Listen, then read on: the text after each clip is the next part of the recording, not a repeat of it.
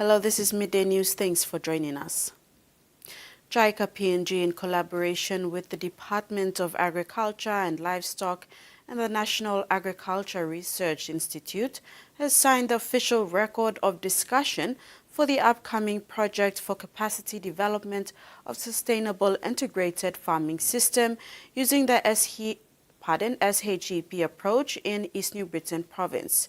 It is a milestone event that marks the launch of a transformative agriculture initiative which JICA PNG will implement in partnership with NARI and the East New Britain Provincial Administration. The official record of discussion for the upcoming project for capacity development of sustainable integrated farming system was signed on Tuesday, 6 January 2026 in Port Moresby between JICA PNG in collaboration with the Department of Agriculture and Livestock and the National Agriculture Research Institute. The signing launches a transformative agriculture initiative to be implemented in the East New Britain Province by JICA PNG in partnership with NARI and the Provincial Administration. Key representatives from NARI, East New Britain Provincial Administration, Department of Agriculture and Livestock, and JICA signed the records. Due to flight issues, the East New Britain Provincial Administration will sign at a later date. The project aims to establish an ecosystem that promotes sustainable agricultural development through the SHEP approach, smallholder horticultural empowerment and promotion approach, a proven agricultural development model successfully implemented in more than 50 countries all over the world. The SHEP approach shifts the mindset from grow and sell to grow to sell, empowering the farmers to become market-oriented, increase income, improve livelihoods, and foster self-reliance among farming communities. And I would like to proudly inform you that the PNG is the first country in the Pacific region which we introduced the SHEP approach. NARI General Director Dr. Nelson Simbiken said it was a milestone achievement for the first week of January 2026 as they move from assessment to action. A milestone in our partnership with the government of Japan. We are moving from assessment to action, from planning to implementation, from commitment to delivery. The signing of these documents and the release of funds formally signal the commencement of our project implementation. Simbiken said they had several discussions and surveys in 2024-2025 and record of discussions or survey discussions assigned between NARI and East New Britain Provincial Government. The survey that we have conducted in 2025, together with JICA, the project leads, confirmed that agriculture remains central to the livelihoods of the people of Papua New Guinea, including East New Britain.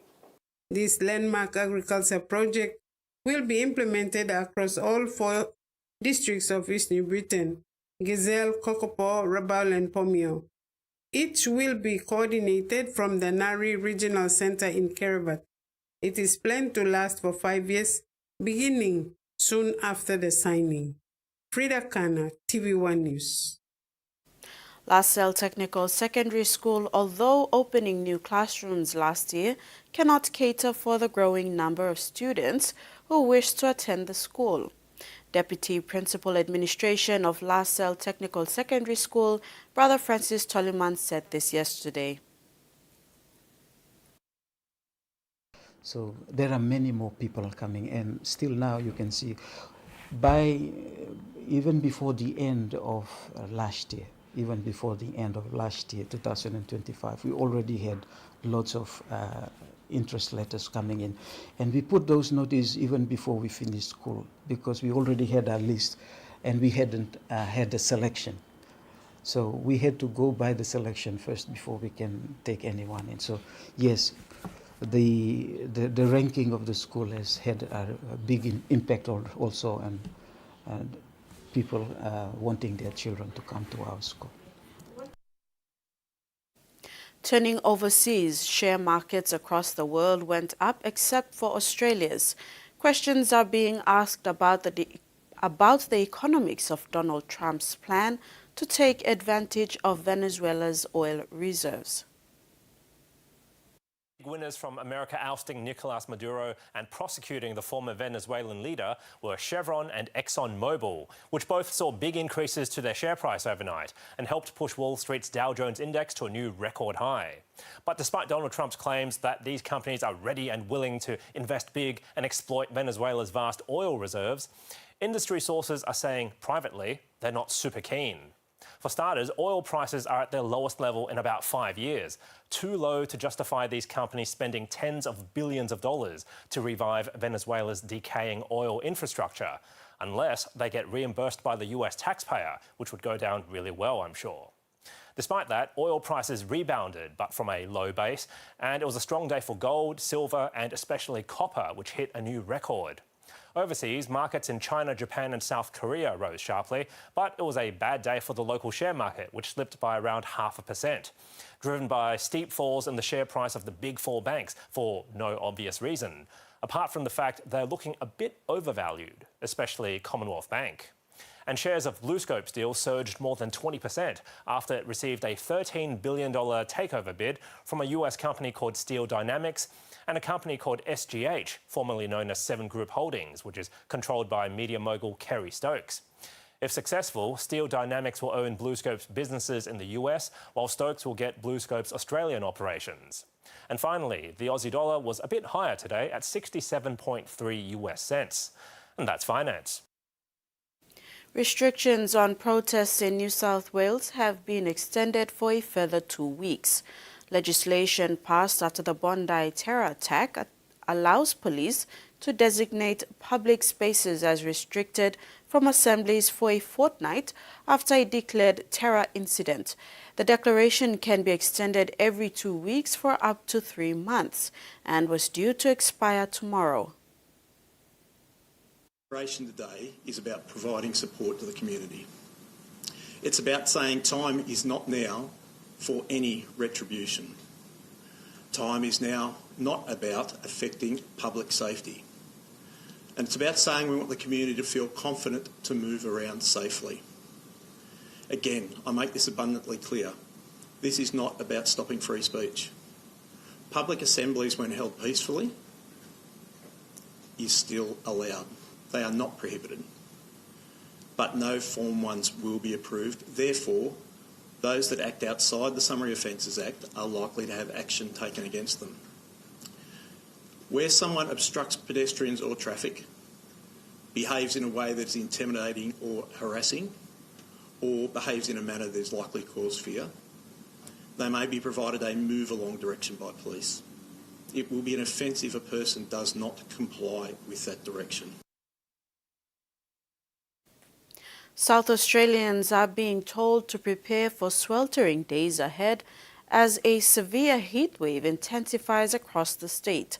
Temperatures are set to soar into the mid-40s in what is expected to be the most intense heatwave in 5 years. Reprieve from the heat for some furry four-legged companions. We want to see them, kept indoors if possible in air conditioning and cool environments. We want to make sure that there is shade if they are outdoors. Emergency vets are warning pet owners to be on the lookout for the signs of heat stroke amid scorching conditions. They can have burns on paws are sometimes the minor injuries that we see, but, pets can go into, cardiovascular collapse.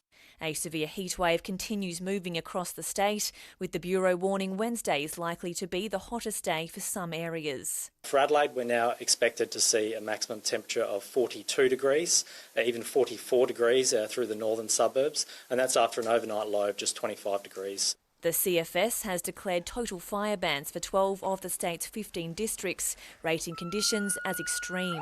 Not undertake risky activities is really important. We don't want our volunteers out in tomorrow's horrendous conditions. A code red has been declared, giving more support for those sleeping rough. Extra check-ins that do occur out in the local community, extra services that are employed for longer hours as well. Volunteers at the Red Cross are preparing to check in on those most vulnerable with a simple phone call. We'll give you tips and tricks about what to do, how to stay safe and how to get prepared. The Bureau says a cool change will sweep across the state on Friday, bringing an end to the heat wave. But the fire danger isn't over, with the change expected to bring dry and gusty thunderstorms with lightning. Back home in sports, the 54 Bears are the first to secure a ticket into the NCD Governors Cup Tournament Cup Grand Final after narrowly defeating Boroko Bulldogs 12-8 at Kone Tigers Oval Tuesday. 54 Bears skipper Moses Kulai said his men will display good sportsmanship in the grand final and wrap up the tournament on a positive note. Tuesday's victory marks a welcome achievement for the Waigani-based rugby league team. It gave them a ticket to their first ever NCD Governors Cup Grand Final. They will enter the Grand Final without a taste of defeat from the pool games and into the playoffs. 54 Bears captain Moses Kulai said this achievement is a relief for them, given they fell short in the preliminary final in the last tournament. He said the players remained focused this time around and earned the grand final spot.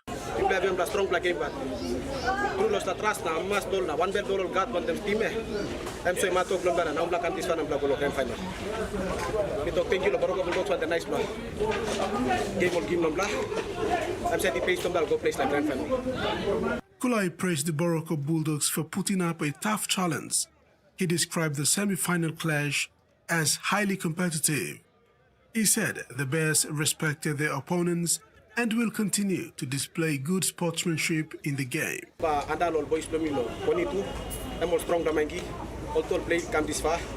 One is something come up, one is to win, one is to lose. Big plus something. This la mentality blow. How no carry him sportsmanship inside of field. Accept him defeat, come back strong, take him as challenge. This like something really something I must present inside of field. At the side of boys and preparation of come good spread. We believe I'm like you good challenge on table. Our boys know. With 54 Bears through to the grand final, attention now turns to the remaining Cup grand final sport. South City Rams, Morata Swans and Monomutrus Brothers are locked in a three-way battle to meet the Bears in the decider. The NCD Governors Cup Grand Final is scheduled for this Saturday at Sir Hubert Murray Stadium.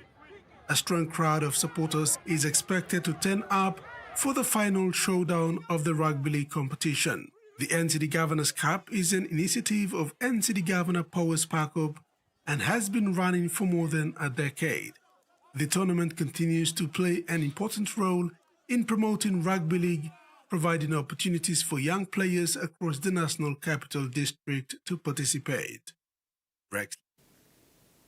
Grand finals for the NCD Governors Cup Rugby League Grand Finals for both the men's and women's divisions, originally scheduled for today, have been rescheduled to this Saturday at the Sir Hubert Murray Stadium in Port Moresby.